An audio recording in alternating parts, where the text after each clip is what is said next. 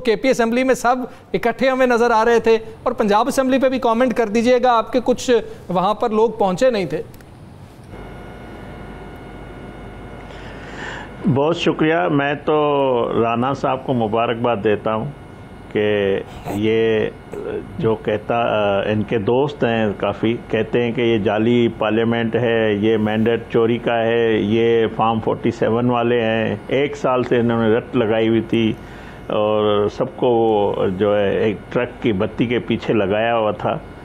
तो शुक्र है कि केपीके में हुकूमत और अपोजिशन मिलकर जो है इलेक्शन किया और उसके नतायज जो तय किए गए थे चीफ मिनिस्टर अली अमीन गंडापुर और अपोजिशन के दरमियान, उसके मुताबिक नतायज आए हैं।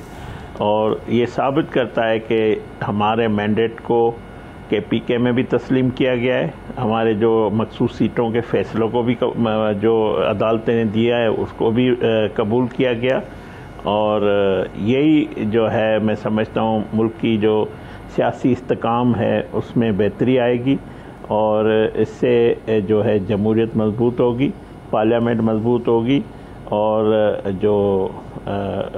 जो फैसले हुए हैं मैं समझता हूँ उनकी फतह हुई है।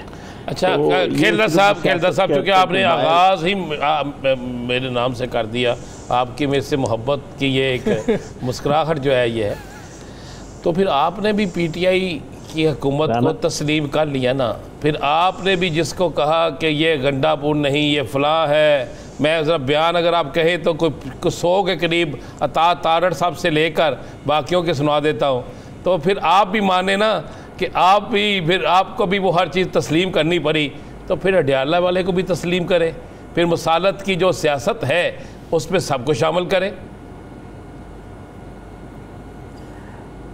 पहली बात ये राना साहब देखें, हमने कभी भी उनके जो हुकूमत है या जो जिस तरह भी वो आ गए हैं या मैंडेट उनका जिस तरह का भी है, हमने कभी भी उनकी मुखालफत नहीं की है। मैं काबीना का आखिरी इजलास जो हुआ है हमारा जिसमें मैं शरीक था, वज़ीर आज़म शहबाज शरीफ साहब ने चीफ मिनिस्टर केपीके और बाकी सूबों की भी की, मगर चीफ मिनिस्टर केपीके की भी की कि जो मारम अल हराम में जो इंतज़ामात हुए मरकज़ से लेकर सूबों के, उससे अमन अमान जो था वो भी मेंटेन रहा। तो जब भी कोई आप देखें चीफ मिनिस्टर साहब जब आते हैं प्राइम मिनिस्टर हाउस में, जो भी इजलास होते हैं सूबे और वफाक के मैं ये बात नहीं, मैंने जो अडियाला की बात की मुझे उसका जवाब दे दे बस, बाकी आप बहुत अच्छे हैं, आप कोई शक नहीं है।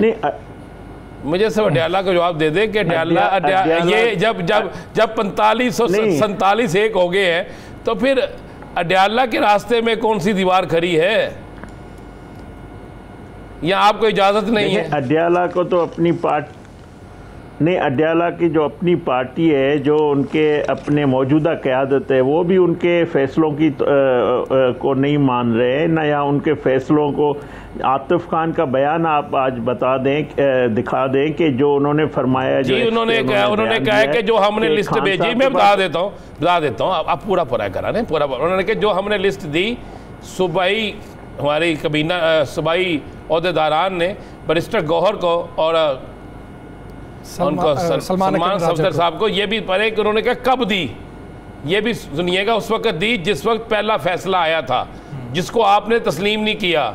इन्होंने अदालत के फैसले को तस्लीम किया नहीं, करवा लिया गया, और एक अदालत ने फैसला दिया जिसको आपने तस्लीम ना किया ना करवाया, जो सीनियर तरीन जजेस का फैसला था। कोसानी साहब ये भी इसका भी जिक्र किया करें। और आतिफ खाने का वो जब पहुंचा ही नहीं लिस्ट उनके पास, तो फिर किसी का क्या गिला।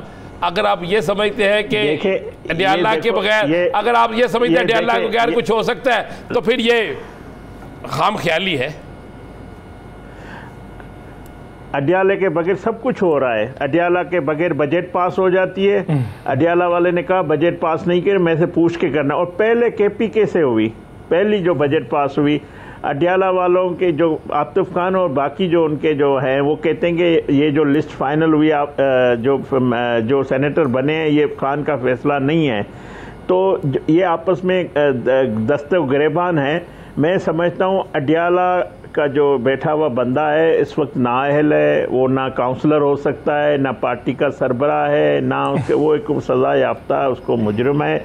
उसको अगर कोई इंसाफ मिलना है, कोई अगर सुरखरू होना है या उनको सजाएं बरकरार रहनी, वो अदालतों का मामला है।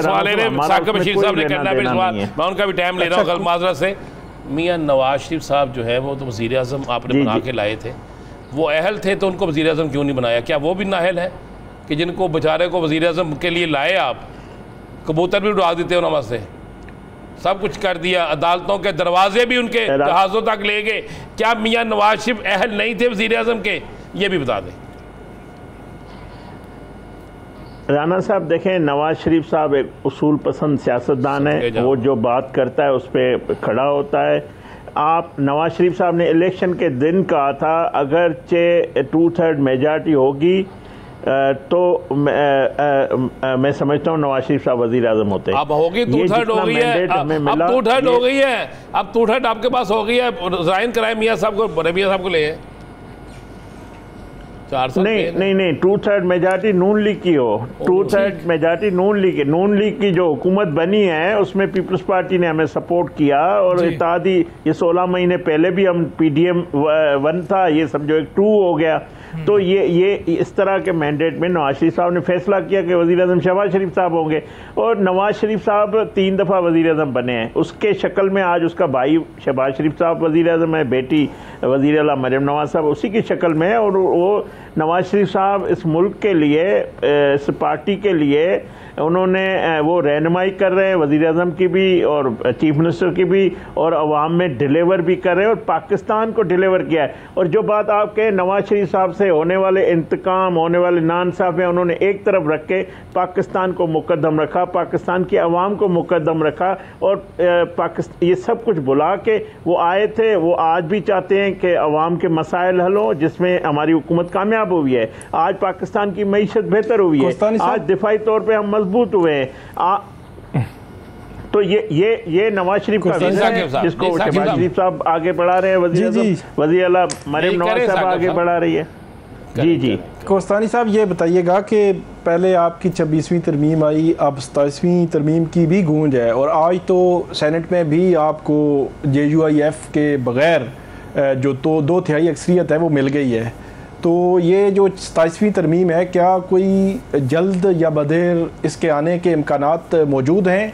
और एक और इसी के साथ जो आप मियाँ मोहम्मद नवाज शरीफ साहब यकीनी तौर पर एक बड़ी जमात के बड़े लीडर हैं, तो उन्होंने जो वोट को इज़्ज़त दो का नारा लगाया था, तो वो कंटिन्यूटी समझे हम इस जो हुकूमत डिलीवर कर रही है, जो लेजिस्लेशन कर रही है, कानून साजी कर रही है, जो मामलात चला रही है, तो ये उसकी कंटिन्यूटी है?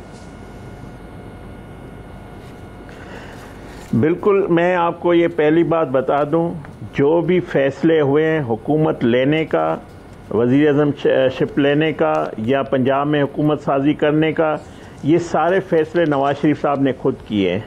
दूसरी बात जो आप कह रहे हैं 26वीं तरमीम हुई, इसी तरह 27वीं, मैं आपको बताऊं हम आए हैं कानून साजी के लिए, हम मुल्क की बेहतरी, इदारों की बेहतरी के लिए आइनी तरामीम, पहले भी 18वीं तरमीम आई थी या जिस आखिरी 26वीं तरमीम आई है, तो आइंदा 27 भी आ सकती है। इसमें ये तो हमारा काम है, हम इस मकसद के लिए असेंबली में बैठे हुए हैं। मगर मैं एक बात आपको इंश्योर कराऊं, जो भी तरामीम होगी, जो आप कह रहे हैं कि JUIF के बगैर आपकी अक्सरियत है या मेजॉरिटी है, मैं आपको बताऊं जब तरामीम होती है उसमें, जिस तरह 26वीं तरमीम में हम चाहते तो मौलाना के बगैर भी पास कर सकते थे, ये भी मैं आपको बता दूं।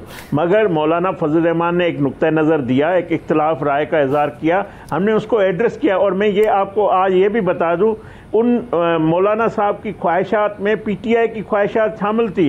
इस 26वीं तरमीम पास करने में PTI ने पूरी हमें मदद की है, मौलाना की शक्ल में पूरी उनकी ख्वाहिशात को शामिल किया गया। और आज भी उस जो जुडिशल कमीशन है उन फैसलों का हिस्सा है, उस सिस्टम का हिस्सा है, उस निज़ाम का हिस्सा है। कहने के लिए बाहर ये कुछ भी कहते रहे, अली अमीन गंडापुर साहब के अभी बड़े आप दबंग बयान सुनते हैं, बड़ी चीखें सुनते हैं, बड़ी मार धाड़ सुनते हैं, मगर देखो आज जो सेनेट KPK में हुआ है, तो इसी तरह वो इजलासों में भी इसी तरह अच्छे बच्चे की तरह बैठे होते हैं और अपना जो उनका आईनी रोल है वो बड़े अच्छे बच्चे बन गए थे। कोहिस्तानी साहब बहुत शुक्रिया आपका।